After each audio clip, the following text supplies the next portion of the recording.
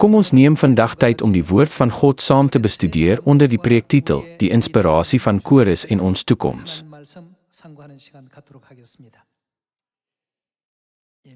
Is dit nie waar dat die toekoms vandag begin nie? Aangesien die toekoms vandag begin, moet ons alles wat verby is laat gaan. Laat ons almal van hierdie oomblik af begin om die toekoms te vorm wat ons begeer. Wat is dan geestelik ons toekoms? Terwyl ons die baie dinge oorweeg wat God voorbestem en beloof het, kan ons werklik sien dat 'n ewige toekoms aan ons beloof is. In die profeseë van die profeet Daniël en die apostel Johannes leer die Bybel ons dat ons toekoms tot in alle ewigheid by God moet wees.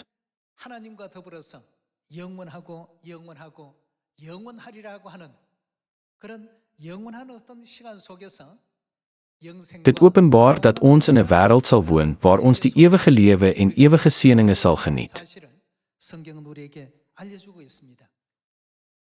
Vandag, terwyl ons hierdie waarhede in die Bybel verken, laat ons 'n oomblik neem om die inspirasie wat Kores ontvang het te vergelyk met die inspirasie wat ons op hierdie tydstip ontvang. Kom ons ondersoek eers wat die Bybel oor ons toekoms sê. Kom ons blaai na Openbaring hoofstuk 22 vers 1. Kom ons kyk na Openbaring hoofstuk 22 vers 1. Toe het die engel aan my 'n rivier met die water van die lewe gewys. Dit was helder soos kristal en het gestroom uit die troon van God en die Lam. In die middel met die hoofstraat aan die een kant en die rivier aan die ander kant, staan die boom van die lewe, wat 12 keer vrugte dra, elke maand dra dit vrug. En die blare van die boom bring genesing vir die nasies. Daar sal geen vloek meer wees nie.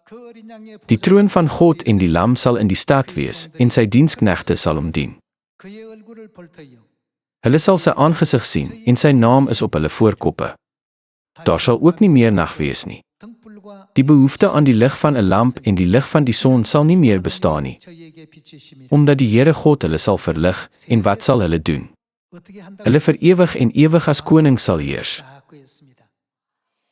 Dit is ons toekoms. Wanneer u in ag neem dat ons toekoms in die skrif opgeteken is, watter gedagtes of gevoelens word in die hart geroer? Is u so ontroer soos Kores was? Toe Kores oor sy eie toekoms gelees het, opgeteken in Jesaja hoofstuk 45, was hy diep geraak om te ontdek dat so 'n profesie in die Bybel geskryf is. Wanneer God vir ons wys wat hy vir ons toekoms beplan het, sal dit nie reg wees as u dit net afmaak deur te sê, "Wel, ek dink die Bybel noem so iets," of hoe.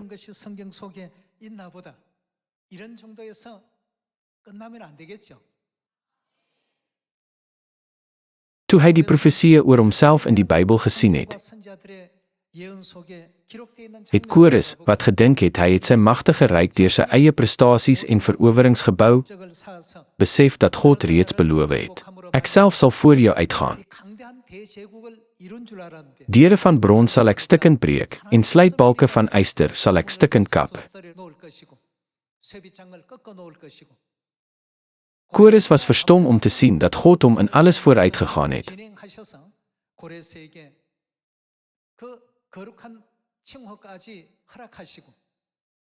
Aan hom 'n heilige titel gegee het en die uitkoms van al sy oorwinnings voorspel en beloof het. As u vandag Openbaring hoofstuk 22 lees, ontstaan daar dieselfde gevoel van ontzag in die harte. Is dit werklik? As dit wel gebeur, kan ons sê dat dit 'n hart is wat waarlik die Heilige Gees ontvang het.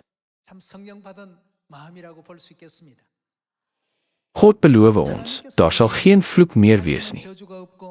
Die troon van God en die Lam sal in die stad wees, en sy diensknegte sal hom dien. En hulle vir ewig en ewig as koning sal heers. Selfs al was sy dade reeds volbring, Was Kores so verstom deur die feit dat rekords oor hom in die Bybel bestaan het, en dat daar profesieë was wat reeds honderde jare lank deur die profete gelewer is. Daarom het hy al die gevangene Israeliete vrygelaat en hulle toegelaat om na hul vaderland terug te keer.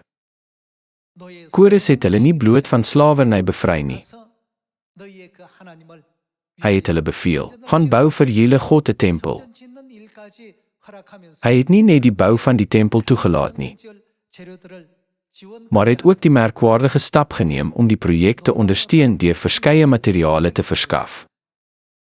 Is dit nie 'n bewys dat die verslag van die profeet Jesaja sy hart diep geraak het nie? Koning Kores van Persië en die Persiese ryk was nie 'n nasie wat in God geglo het nie. En tog het Kores, ten spyte hiervan, al daardie slawe bevry. Alhoewel die behoud van die Israeliete groot ekonomiese voordeel vir sy nasie sou inhou, het Kores hulle almal van slawerny bevry.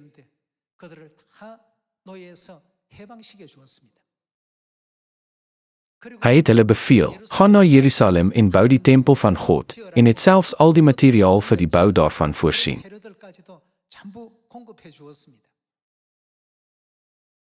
Hy was diep geraak bloot deur die besef dat 'n rekord van hom in die profesieë van die Bybel bestaan het. God openbaar soveel oor ons toekoms aan ons deur die Bybel. Tog voer u werklik die werk uit wat hy beveel het met die hele hart en siel, gevul met dieselfde diep vreugde en oortuiging wat Kores beweeg het.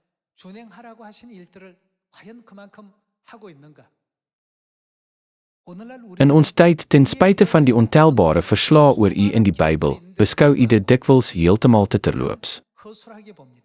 U dink eenvoudig, ek veronderstel sulke dinge is in die Bybel opgeteken. Almal is ons nie die sentrale figure van die profesie wat sê dat ons vir ewig en altyd sal regeer nie. Nietemin, sommige van ons behandel hulle asof hulle 'n ander persoon se storie is. Laat ons nou saam blaai na die rekord van ons toekoms, gevind in Openbaring hoofstuk 21. Hoofstuk 21, vers 1. Toe het ek 'n nuwe hemel en 'n nuwe aarde gesien, want die eerste hemel en die eerste aarde het tot niet gegaan, en die see bestaan nie meer nie. En ek het die heilige stad, die nuwe Jerusalem, van God af uit die hemel sien neerdal. Sy is gereed gemaak, soos 'n bruid wat versier is vir haar man. Ek het toe 'n harde stem van die troon af hoor sê, kyk, God se woonplek is by die mense. En hy sal by hulle woon. Hulle sal sy volke wees, en God self sal by hulle wees as hulle God. Hy sal elke traan uit hulle oë afdroog. En die dood sal nie meer daar wees nie, ook nie rou of 'n gehuil of pyn sal meer bestaan nie. Want die eerste dinge het verbygegaan. Hy wat op die troon sit, het gesê, kyk, ek maak alles nuut. En hy het ook gesê, skryf neer dat hierdie woorde betroubaar en waar is.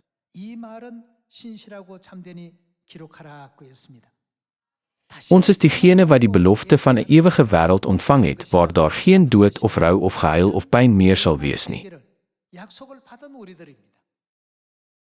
Word al hierdie beloftes nie gegee aan die hemelse kinders in Sion, wat vandag vader en moeder eer in die waarheid van die nuwe verbond nie? As Kores hierdie heerlike visioen gesien het, wat sou in sy hart geroer het? Ons moet 'n oomblik neem om onsself af te vra, word ons selfs dieper geraak as wat Kores was? Net soos hy die profesie gesien het en dadelik daarop gereageer het, ontwaak ons hart vol geloof in ons, wat ons verplig om die profesieë uit te voer wat oor ons geskryf is.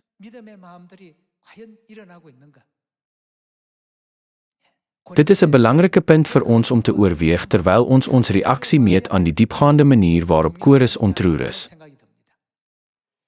Daar staan geskryf dat God self by hulle sal wees. Hy sal elke traan uit hulle oë afdroog, en die dood sal nie meer daar wees nie. In hierdie gedeelte, waar daar hulle staan, nooi ek julle uit om julle eie naam in te voeg.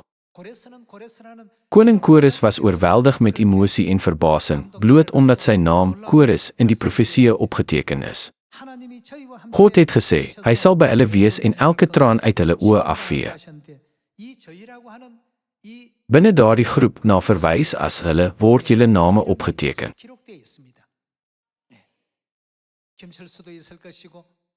Die naam Daniel sal daar wees, asook Jakob, Melissa en Johan.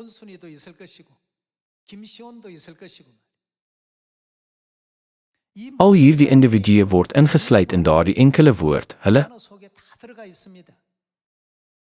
Vandag is dit vir ons noodsaaklik om ons eie name in hierdie profesie te plaas en die glorieryke toekoms wat op ons wag te ondersoek. Alhoewel dit beslis belangrik is om die Bybel ywerig te bestudeer, die leringe daarvan te bemeester, die verse daarvan te memoriseer en God se woord met groot welsprekendheid te verkondig, is die soort diep emosie wat Kores ervaar het, net so belangrik. Terwyl ons na die Bybel kyk, kom ons tot die besef, God het my toekoms so 2000 jaar gelede opgeteken. Terwyl ons hierdie toneel oordink, mag ons almal die werk van die evangelie benader met 'n emosie selfs dieper as die van Kores. Almal, wat vind ons terwyl ons na ons toekoms kyk? Wat 'n glorieryke toekoms wag daar op ons?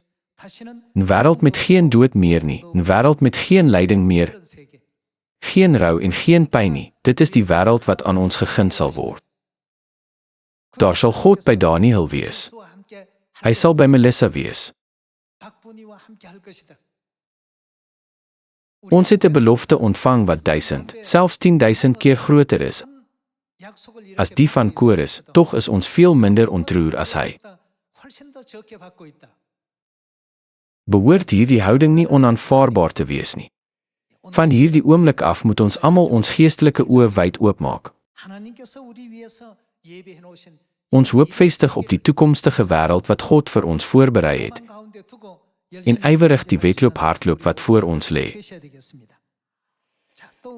Onder die vele beloftes wat God ons gegee het, laat ons na Johannes hoofstuk 14 blaai. Kom ons kyk na die woorde in Johannes hoofstuk 14 vers 1. Laat julle harte nie ontsteld wees nie. Glo in God, glo ook in my. In die huis van my Vader is daar baie woonplek. As dit nie so was nie, sou ek dit vir julle gesê het. Ek gaan om vir julle plek voor te berei. En as ek gegaan en vir julle plek voorberei het, kom ek weer en sal julle na my toe neem, sodat julle ook kan wees waar ek is. Om ons na God se ewige tuiste te lei, het Jesus Christus hierdie weg voorberei en beloof. Kom ek weer en sal julle na my toe neem, sodat julle ook kan wees waar ek is, en tot in alle ewigheid by my bly. Om bloot te bestaan as die heilige mense van die hemel sou rede genoeg wees vir danksegging. Hy het egter gesê, ek sal julle 'n koninklike priesterdom maak wat vir ewig en altyd regeer. Verder, asof dit nie genoeg is om voor dankbaar te wees nie, het hy ook beloof. Ek sal aan julle 'n wêreld skenk waar daar geen dood of rou, gehuil of pyn meer is nie. Wie in die hele wêreld het 'n toekoms wat glorieryker, veiliger en sekerder in sy belofte is as ons sin? Niemand behalwe ons, die kinders van Sion, het sulke beloftes ontvang nie. Toe Kores sy eie naam in die boek van die profeet Jesaja sien verskyn het, was hy heeltemal verstom en het hy besef: waarlik, alles wat ek tot nou toe bereik het, was nie my eie werk nie, dit is slegs deur die hand van God bereik. Hy was so diep ontroer oor 'n profesie wat bloot oor aardse aangeleenthede gegaan het. Boonop was dit net tydelike sake. Wat dan van ons situasie? Wat is die aard van die genot wat aan ons beloof is? Is dit net vir ewig? Word dit nie meer as 2 keer opgeteken nie? Dit word opgeteken as 'n vir ewig en altyd. Daar is geen ander woorde om dit uit te druk nie. Hulle sal die koninkryk in besit neem vir ewig en altyd. Agter ons name staan die woord van God, wat so 'n toekoms vir ons beloof en verseker het. Wanneer ons ook al die Bybel lees, is dit belangrik om die gebeure wat dit opteken te ken, soos Jesus is in Bethlehem gebore en die Magi het gekom en hom aanbid. Deur hierdie verhale moet ons egter die dieper vraag kan vra: wat het hy na hierdie aarde toe gekom om vir ons te gee? Ons mag dalk die toekoms van Kores as groot beskou, maar laat ons onthou dat God ons 'n genadige toekoms gegee het wat alle vergelyking te bowe gaan. Een wat so groot en onmeetbaar is, so ondenkbaar vir die mense van hierdie wêreld. Terwyl hy kyk na die toekoms wat voor hom uitgelê is, een wat deur God aan hom toegelaat is, het Kores al die Israeliete vrygelaat. As ons die nasie se ekonomiese belang in ag geneem het, was hierdie besluit 'n geweldige verlies. Destyds, ten spyte van die groot ekonomiese potensiaal wat deur soveel slawe verwesenlik kon word, het hy hulle almal bevry en uit hul slawerny vrygelaat.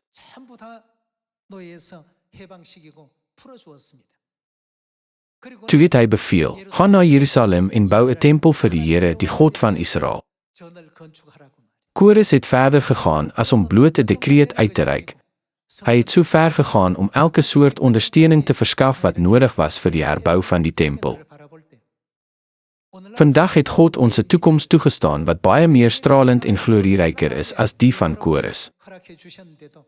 Maar as dit wat ons in die praktyk toepas nie eens 1/1000ste of 1/10,000ste van wat hy gedoen het, daarop neerkom nie, sou dit nie werklik skandelik wees nie. Selfs al het God aan ons 'n veel groter genade geskenk, het ons nie 'n ware en betekenisvolle besef van dit alles nie. Terwyl ons hieroor nadink, moet ons gedwing word om onsself af te vra: wat beteken dit as ons harte minder geroer is as die van Kores? Broers en susters, ek vertrou dat ons almal 'n oomblik sal neem om dit diep na te dink en betrokke te raak by opregte selfrefleksie. In Johannes hoofstuk 14 vind ons ook die toneel waar Jesus ons die insig gee oor hoe hy 'n ewige tuiste vir ons voorberei en sê: in die huis van my Vader is daar baie woonplek. Ek gaan om vir julle plek voor te berei. Kom ons blaai na Lukas hoofstuk 19. Hoofstuk 19, vers 12. Hy het gesê: man van hoë afkoms het na 'n ver land gereis om vir homself 'n koningskap te bekom en weer terug te keer. Hy het 10 van sy slawe geroep en aan hulle 10 mina gegee en vir hulle gesê: gaan woeker daarmee, totdat ek terugkeer. Sy burgers het hom egter gehaat en het 'n afvaardiging agter hom aangestuur om te sê: ons wil nie hê dat hierdie man oor ons heers nie. By sy terugkeer het hy, nadat hy die koningskap ontvang het, die slawe aan wie hy die geld gegee het, ontbied om uit te vind watter wins hulle gemaak het. Die eerste een het kom sê: meneer, u mina het 'n wins van 10 mina opgelewer. Hy het hom geantwoord: mooi so, goeie slaaf. Omdat jy betroubaar was met iets wat baie gering is, moet jy nou gesag voer oor 10 stede. Toe het die tweede slaaf gekom en gesê: meneer, u mina het 5 mina opgelewer. Vir hierdie man het hy gesê: jy moet 5 stede bestuur. Toe het die derde een gekom en gesê: meneer, kyk, hier is u mina wat ek in 'n sweetdoek weggeberg het. Ek was bang vir u, omdat u 'n streng man is, u vorder in wat u nie belê het nie, en u oes wat u nie gesaai het nie. Toe sê die man vir hom: met jou eie woorde sal ek jou veroordeel, jou slegte slaaf. Jy het geweet dat ek 'n streng man is, wat invorder wat ek nie belê het nie, en oes wat ek nie gesaai het nie. Waarom het jy nie my geld by die bank belê nie? Dan sou ek, wanneer ek terugkom, dit met rente kon kry. Hy beveel toe die omstanders: vat die mina by hom weg en gee dit vir die een wat 10 mina het. Maar hulle sê vir hom: meneer, hy het dan al 10 mina. Ek sê vir julle, aan elkeen wat het, sal gegee word, en van die wat nie het nie, sal ook dit wat hy het, weggeneem word. En daardie vyande van my wat nie wou gehad het, dat ek koning oor hulle moes wees nie, bring hulle hierheen en maak hulle hier voor my dood. Hier in die gelykenis van die 10 minas teken Lukas hoofstuk 19 die toekoms aan van die diensknegt wat bloot sy mina gehou het, sowel as die toekoms van die een wat sy 1 mina geneem het en nog 10 verdien het. Vir julle, watter toekoms lyk beter? Die toekoms van die een wat met sy 1 mina oorgebly het, of die toekoms van die een wat nog 10 verdien het? As ons erken dat die toekoms van die een wat 10 minas verdien het beter is, moet ons dit ons doelwit maak. Wat moet ons dan doen om 10 minas te verdien? Daar moet daadwerklike optrede wees, dit wil sê, werklike deursettingsvermoë om hierdie doel te bereik. Kores was nie net tevrede met die profesie oor homself nie. Dit het ook die bevryding van God se volk van hul gevangenemers en die herbou van die tempel voorspel. Wat het hy dus gedoen in ooreenstemming met daardie profesie? Omdat hy dit geglo het, het hy dit uitgevoer presies soos geprofeteer is. Hy het al die Israeliete vrygelaat. Destyds was die vang van die mense van verowerde nasies vir arbeid 'n aansienlike hupstoot vir die ekonomie. Nietemin het hy hulle almal vrygelaat en aanvaar die aansienlike skade wat dit aan sy land se ekonomie sou veroorsaak.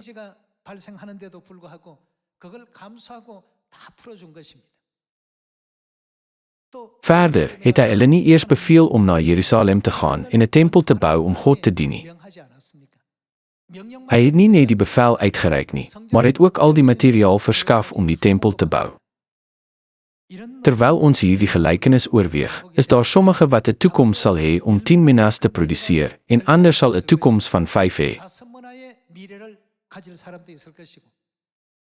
Ongelukkig sal daar ook diegene wees wie se toekoms die van die 1 mina is. God berei vir ons almal 'n toekoms voor as die koninklike priesterdom in die koninkryk van die hemel, 'n glorieryke toekoms wat ons tot in alle ewigheid sal geniet.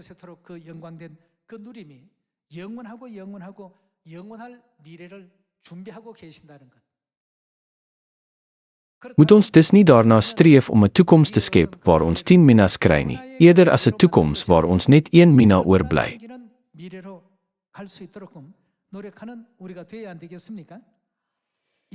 Kom ons ondersoek ook die woorde van profesie in Jesaja hoofstuk 60 vers 1.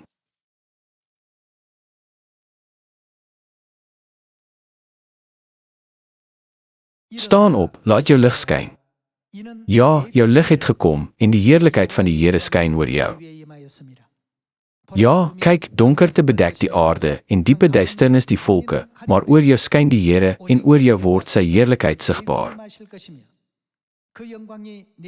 Nasies sal na jou lig trek en konings na die helder lig van jou sonsopkoms. Kyk om jou rond en neem waar, hulle almal kom byeen, hulle kom na jou toe. Jou seuns van ver af kom hulle aan, en jou dogters op die heup word hulle gedra. Kom ons gaan aan na vers 20. Jou son sal nie weer ondergaan nie, en jou maan sal nie verdof nie, want die Here sal vir jou 'n ewige lig wees, en jou routyd sal verby wees. Jou volk is almal regverdiges, vir altyd sal hulle die land besit. Hulle, die werk van my hande, die lood wat ek geplant het om my te verheerlik. Die kleinste sal 'n stam word, en die geringste 'n magtige nasie. Ek, die Here, sal dit op die regte tyd vinnig laat gebeur. Dit is die toekoms wat op ons wag. Dit is die profetiese toneel wat God ongeveer 2700 jaar gelede deur die profeet Jesaja geopenbaar het.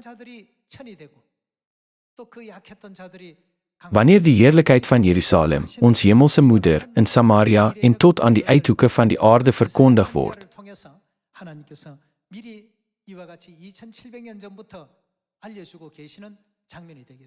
sal die kleinste 'n stam word en die geringste 'n magtige nasie. Moet ons dus nie met absolute geloof voortgaan dat al hierdie profesieë sekerlik vervul sal word nie.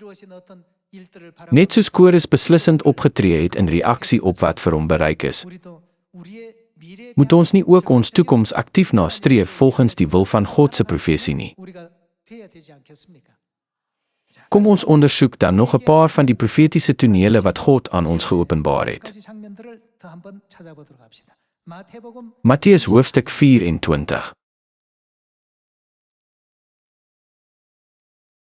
Kom ons kyk saam na Matteus hoofstuk 24 vers 13. Wie egter volhard tot aan die einde, die sal verlos word. Hierdie evangelie van die koninkryk sal oor die hele wêreld verkondig word as getuienis vir al die nasies. Die evangelie van die koninkryk van die hemel sal verseker deur die hele wêreld verkondig word. Maar dit eindig nie net met die verkondiging van die evangelie nie. Kom ons blaai na 1 Tessalonisense hoofstuk 4 vers 16 om te sien hoe God gesê het hy sal weer na hierdie aarde toe kom. Ons moet altyd dankie sê dat ons in 'n generasie leef waar ons hierdie dinge met ons eie oë kan ervaar en aanskou. Kom ons kyk na hoofstuk 4 vers 16. Want die Here self sal met 'n luide bevel, met die stem van 'n aartsengel en met 'n trompetgeskaal van God uit die hemel afkom, en diegene wat in Christus gesterf het, sal eerste opstaan. Daarna sal ons wat lewe en oorgebly het, saam met hulle in die wolke opgeneem word om die Here in die lig te ontmoet. En so sal ons altyd by die Here wees. Bemoedig mekaar dan met hierdie woorde. Is dit nie juist die dinge wat ons almal moet ervaar op ons reis na die ewige koninkryk van die hemel nie? Dit is alles so opwindend. Hierdie reeks gebeurtenisse is heeltemal ongelooflik en wonderlik. God het al hierdie dinge reeds opgeteken.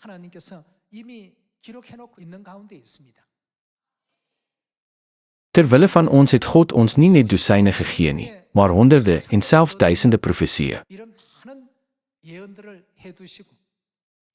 God lei ons nou deur hierdie proses en beloof dat ons almal in die toekoms as die koninklike priesterdom in die koninkryk van die hemel sal sit.